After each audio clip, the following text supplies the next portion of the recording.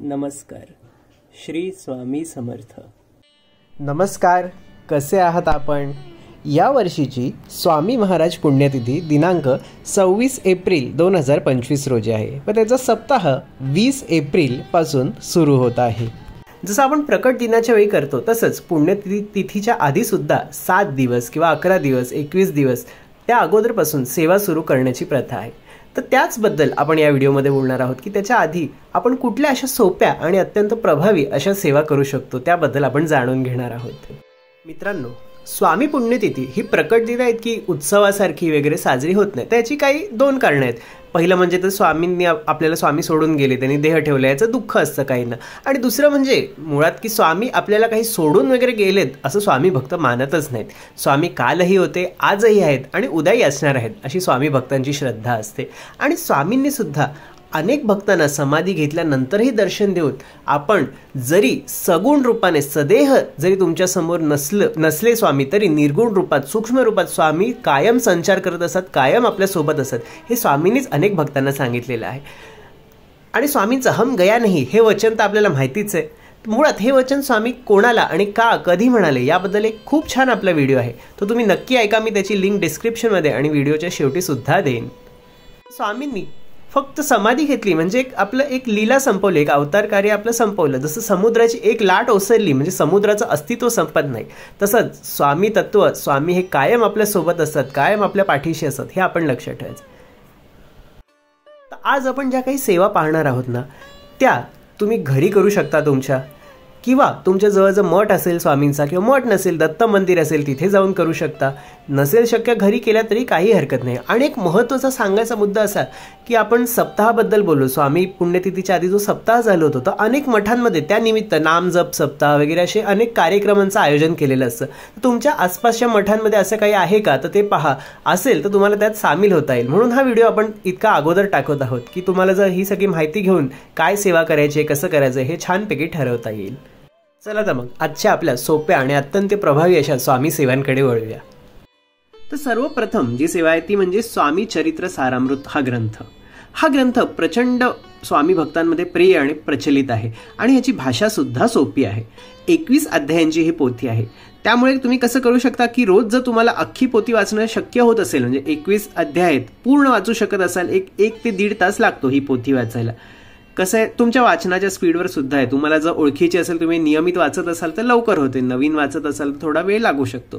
तसं 1 ते 1.5 तासात ही संपूर्ण पोथी पूर्ण होते. जर तुम्हाला वेळ असेल तर तुम्ही पूर्ण वाचू शकता, अथवा रोज 3 अध्याय जरी वाचले तरी 7 दिवसात ही पोथी पूर्ण होते. ही सेवा तुम्ही करू शकता. दुसरी पुढची सेवा आहे की श्री भक्त कवी मिलिंद माधव विरचित स्वामी समर्थ स्तोत्र महात्म्य. अगदी छोटंसं हे स्तोत्र महात्म्य आहे. यात स्वामींचं संपूर्ण अवतारापासून ते समाधीपासूनचं संपूर्ण चरित्र अगदी संक्षिप्त रूपात रसाळ गोड भाषेत सांगितलेलं आहे. हे अनेक पुस्तकांमध्ये येतं किंवा ह्याची स्वतंत्र एक पोथी सुद्धा मिळते. 15-1 रुपयाला ही छोटी पोथी मिळते. अनेक भक्त ही सेवा मठांमध्ये करतात, कारण कसं छोटं असल्यामुळे आणि भाषा सोपी असल्यामुळे 5 ते 10 मिनिटांमध्ये हे स्तोत्र महात्म्य वाचून पूर्ण होतं आणि अत्यंत फलदायी सुद्धा आहे. तर तुम्हाला जवळच्या मठात ही पोथी मिळू शकते किंवा जवळ कुठे तुमच्या पूजा साहित्याचं पोथी पुस्तक वगैरे मिळतात असं दुकान असेल जिथे पूजा सामानाचं तिथे सुद्धा ही पोथी मिळू शकेल.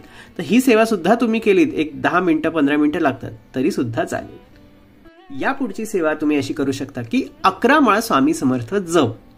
बघा 11 माळ स्वामी समर्थ जपाला एक साधारण 15 ते 20 मिनिटं लागतात. म्हणजे व्यवस्थित तुम्ही जप केला तर 15 मिनिटं किंवा 20 मिनिटं जास्तीत जास्त लागू शकतात. तर 11 माळ स्वामी समर्थ जप तुम्ही करू शकता. घरी किंवा मठात बसून कुठेही केला तरी चालतो. नसेल वेळ मिळत तुम्हाला 11 माळी करायला तर किमान 1 माळ तरी स्वामींचा जप हा करायला हवा. मित्रांनो बघा, सकाळी लवकर उठून तुम्ही ऑफिसला वगैरे जाण्याच्या आधी सकाळी लवकर उठून 1 माळ जप करू शकता, किंवा आल्यावरती संध्याकाळी बसून तुम्ही आरामात या माळी जपू शकता. याबद्दल याचं काही नाही. फक्त नॉनव्हेज वगैरे खाऊन माळ जपायची नसते, तेवढं मात्र ध्यानात घ्यायला हवं. आता जप माळ संदर्भात आपण बोललो तर त्याच पुढे येतं की स्वामी समर्थ श्री स्वामी समर्थ या मंत्राचं नामस्मरण. तर आता नामस्मरणाला तसे काहीही नियम नाहीयेत. तुम्ही कधीही कुठेही कसेही शांतपणे बसून हे श्री स्वामी समर्थ मंत्राचं नामस्मरण करू शकता. मगाशी आपण म्हटलं की नॉनव्हेज वगैरे खाऊन माळ जपत नाहीत, पण नामस्मरणाला तेही लागू होत नाही. तुम्ही नामस्मरण करू शकता. किंवा स्त्रियांचं काही असतं की मासिक धर्माच्या वेळी पोथ्या वगैरे वाचता येत नाही, माळ जपता येत नाही, तर त्या काळात सुद्धा नामस्मरण मात्र तुम्ही अवश्य करू शकता. त्यामुळे नामस्मरण ही सेवा तर ही करायचीच आहे. बघा, कुठेही करू शकता तुम्ही. प्रवासात असाल, ऑफिसमध्ये असाल, जिथे कुठे तुम्हाला थोडा निवांत वेळ मिळेल ना, तिथे स्वामींचं नामस्मरण हे करायचं आहे. आणि दिवसभर कायम नेहमीच जेव्हा जेव्हा तुम्हाला वेळ मिळेल तेव्हा नामस्मरण हे स्वामींचं चालू ठेवायचं आहे. कारण त्याला काहीच नियम नाही, अगदी सोपी सेवा आहे. फक्त आपण डोळे मिटायचे, शांत बसायचं आहे आणि श्री स्वामी समर्थ असं आपल्या मनातल्या मनात चालू ठेवायचं आहे. ह्याचा तुम्हालाच फरक जाणवेल की जसं तुम्ही नामस्मरण करत राहाल ना, एक थोड्या वेळाने इतकं तुम्हाला छान, फ्रेश आणि मन शांत झालेलं असेल. सगळी जी काय नकारात्मकता असेल, मनातले विचार असतील, सगळे शांत झालेले असतील. हा अनुभव तुम्ही घेऊन बघा. कलियुगात नामस्मरण किंवा नामजप या सेवेला जास्त महत्त्व दिलेलं आहे मित्रांनो. तर ह्या सेवेचा तुम्हाला इतर गोष्टींसाठी वेळ मिळत नसेल काय, तर ही सेवा तर तुम्ही अवश्य करूच शकता. कारण ह्याला बघा, स्थळ, काळ, वेळ ह्याचे काही नियम नाहीत. त्यामुळे ही सेवा करायला तर आपल्याला काहीच हरकत नाही मित्रांनो. या पुढची सोपी सेवा म्हणजे स्वामींच्या नामावली. स्वामींच्या अनेक नामावली आहेत. 108 असतात किंवा सहस्र नामावली असतात. तुम्हाला जी जमते ना, जेवढा वेळ आहे, जी जमते ती तुम्ही वाचू शकता. तुमच्याकडे कमी वेळ आहे तर 108 नामावली वाचली तरी चालेल, किंवा तुम्हाला जमत असेल तर सहस्र नामावली वाचली तरीही चालेल. एक 10 ते 10 मिनिटात ही सहस्र नामावली सुद्धा वाचून होते. ही सेवा सुद्धा तुम्ही करू शकता. आणि नामावली वाचण्याचं एक महत्त्व आणि एक कारण म्हणजे असं की त्या प्रत्येक नावामागे स्वामींबद्दल काहीतरी, त्यांचं दिव्यत्व, त्यांचं कार्य, त्यांची लीला, त्यांच्याबद्दल काहीतरी माहिती असते. त्यावरून ते स्वामींचं नाव आलेलं असतं. तर ती नामावली वाचताना आपल्याला त्या सुद्धा गोष्टी कळतात आणि अधिक आपल्याला आनंद होतो आणि अधिक आपली सेवा जी नामावली वाचण्याची आहे ती चांगल्या प्रकारे होते मित्रांनो. त्यामुळे तुम्हाला जर हे जमत असेल तर ही सेवा सुद्धा तुम्ही करू शकता. पुढे असं की संक्षिप्त गुरुचरित्र हे ग्रंथ येतात. श्री स्वामी दत्तावधूतांचं खूप प्रसिद्ध आहे संक्षिप्त गुरुचरित्र. एक 7 अध्यायांची पोथी आहे, अर्ध्या तासाच्या आत वाचून होते. किंवा इतरही अनेक संक्षिप्त गुरुचरित्र येतात, अगदी छोटी छोटी पण येतात की 52 अध्याय गुरुचरित्र येतं. असे अनेक संक्षिप्त गुरुचरित्राचे संक्षिप्त प्रकार येतात. त्यातलं तुम्हाला जे जमतंय, जसा वेळ आहे त्यातलं तुम्ही ते निवडून ते वाचू शकता. असं काही नाही हेच वाचायला हवं, तेच वाचायला हवं. आणि याला तसे नियमही कठीण नसतात. त्यामुळे तुम्हाला जर ही सेवा करायला आवडत असेल तर ह्यात ही सुद्धा संक्षिप्त गुरुचरित्र वाचन सुद्धा तुम्ही या काळात करू शकता. त्यानंतर गुरुलीलामृत हा ग्रंथ वामन बुवा वैद्य किंवा वामन बुवा ब्रह्मनिष्ठ यांनी लिहिलेला गुरुलीलामृत हा 52 अध्यायी ग्रंथ आहे. आणि ठाण्याचे आनंद भारती महाराज यांनी लिहिलेला 21 अध्यायी ग्रंथ आहे. तर मी 52 अध्यायाच्या बद्दल बोलत आहे. तर हा ग्रंथ सुद्धा तुम्हाला जमत असेल 52 अध्याय, तर तो सुद्धा तुम्ही या 7 दिवसात पूर्ण करू शकता. हा ग्रंथ सुद्धा स्वामी चरित्र सारामृता इतकाच प्रसिद्ध आणि प्रचलित आहे. त्यामुळे अनेक भक्त हा ग्रंथ सुद्धा वाचतात. जर तुम्हाला मिळाला, उपलब्ध असेल, वेळ असेल तर हा ग्रंथ सुद्धा तुम्ही वाचू शकता. पुढची सेवा अशी आहे की स्वामींची अनेक स्तोत्र आहेत. अनेक स्वामी भक्तांनी लिहिलेली छान गोड रसाळ भाषेत लिहिलेली स्तोत्र आहेत. काही मोठी आहेत, काही छोटी आहेत. तर त्यातलं तुम्हाला जे आवडतं, तुम्हाला जे जमतं, तुम्हाला जसा वेळ आहे त्याप्रमाणे ते निवडून तुम्ही ते स्तोत्र वाचू शकता.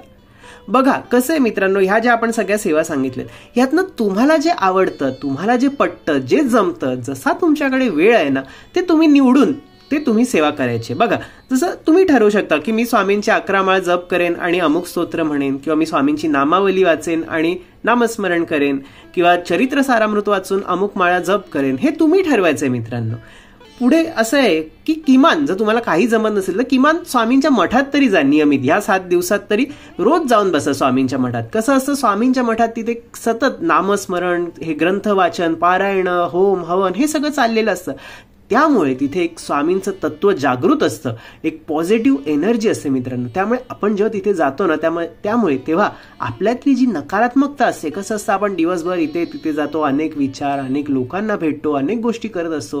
हा सगळा हा जो कचराच म्हणता येईल, नकारात्मक विचारांचा वगैरे हा जो कचरा आहे, हा सगळ्या नकारात्मकता तिथे गेलं की निघून जाते आणि तिथली जी स्वामींची पॉझिटिव्ह एनर्जी आहे ना ती आपल्याला मिळते. म्हणून तुम्ही अनुभव केला असेल की जेव्हा तुम्ही मठात जाता, एक 2-5 मिनिटं जरी तिथे बसलात तरी तुम्हाला बघा किती मन शांत झाल्यासारखं वाटतं मित्रांनो.